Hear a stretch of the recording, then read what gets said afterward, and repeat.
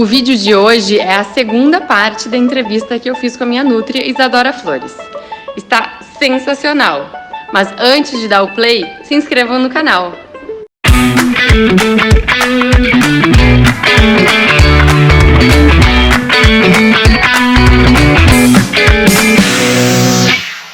Falamos sobre as proteínas, para quem é vegetariano e vegano, e agora, ferro, para quem é vegetariano e vegano. Quais as melhores fontes? Existem dois tipos de ferro nos alimentos, o ferro M e o ferro não M. O ferro M seria das proteínas animais, tipo carne, que a gente consegue absorver de uma forma melhor, tá? Ele é mais biodisponível. E biodisponível significa que a gente absorve com mais facilidade.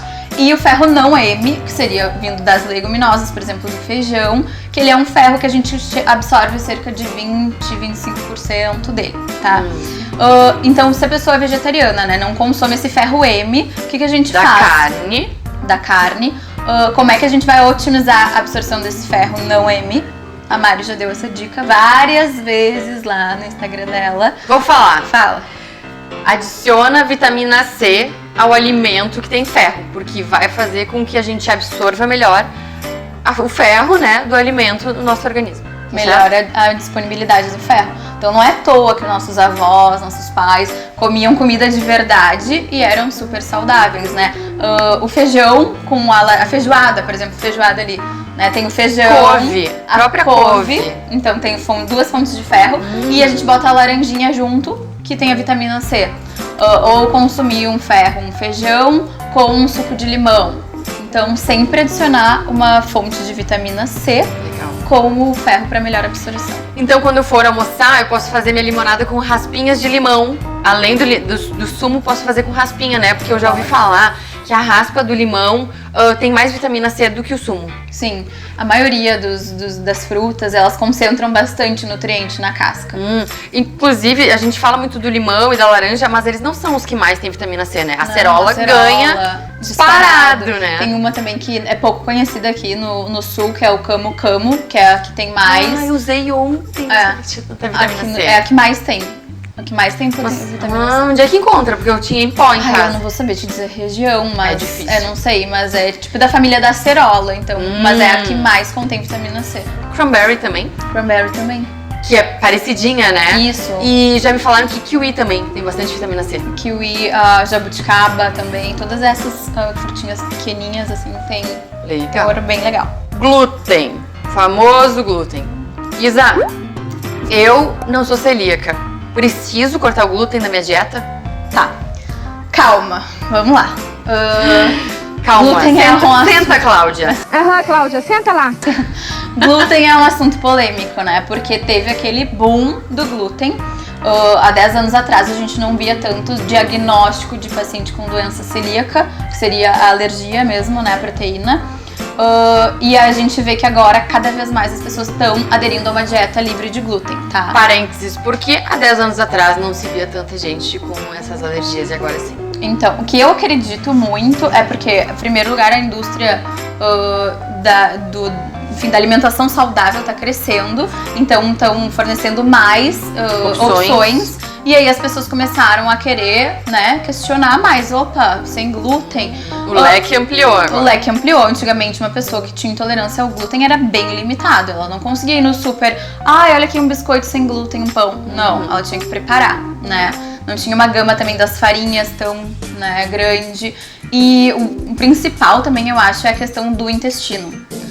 As crianças estão cada vez mais nascendo de parto cesárea, não estão sendo amamentadas e tudo isso reflete na questão intestinal. E quando a gente tem um intestino... Sabia disso? Quando a gente tem um intestino que não está saudável, ele fica muito mais propenso a desenvolver alergias alimentares e intolerâncias. E, então, intolerância, não tolerar alguns alimentos. Exato. Né? O que a gente vê mais? As duas proteínas que a gente tem mais dificuldade de digerir, que seria glúten e lactose, que também teve aquele boom.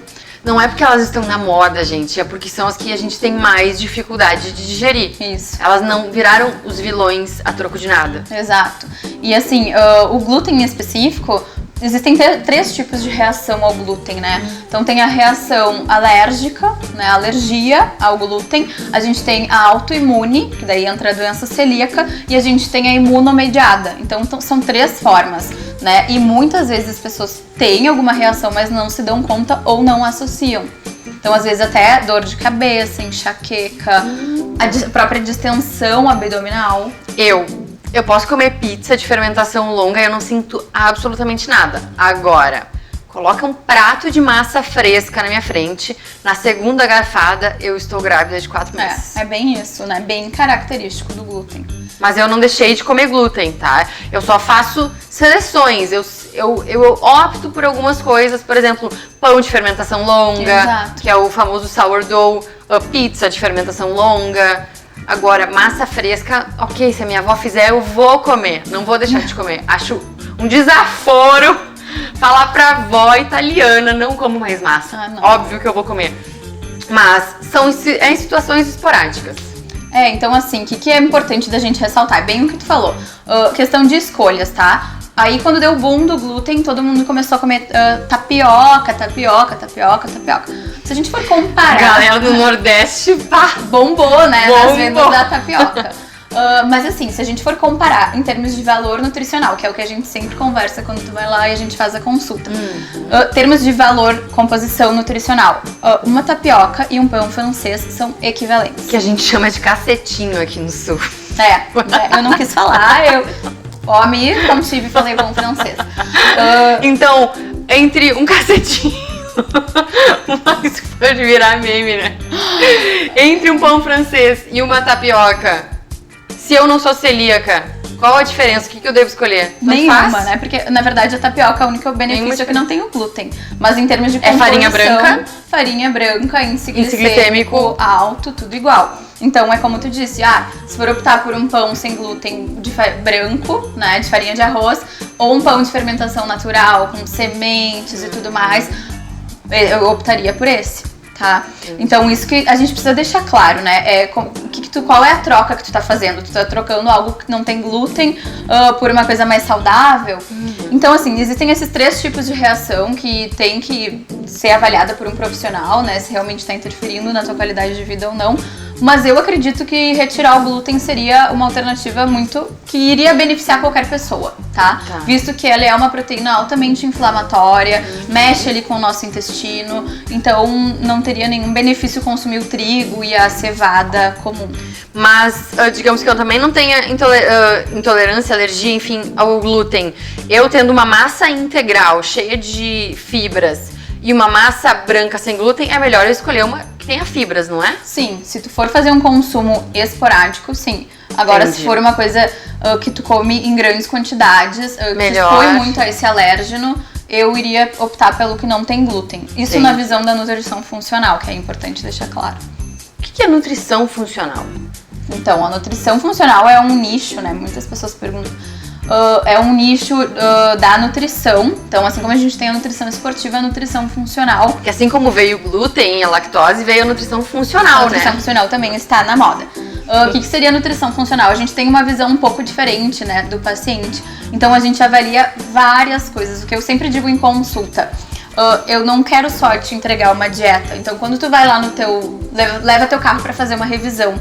Não adianta só tu trocar o filtro do óleo. Tu tem que fazer uma análise geral do carro, né? E o nosso corpo é a mesma coisa. Não adianta só saber, a Mari quer emagrecer. Mas eu não avalio os parâmetros bioquímicos, como é que tu tá te sentindo, como é que é o teu histórico, tu nasceu de parto normal, cesárea, tudo interfere. Então a gente monta uma teia de inter-relações para poder entender esse indivíduo como um todo e não só o teu objetivo. Eu quero emagrecer, tá? Toma aqui essa dieta.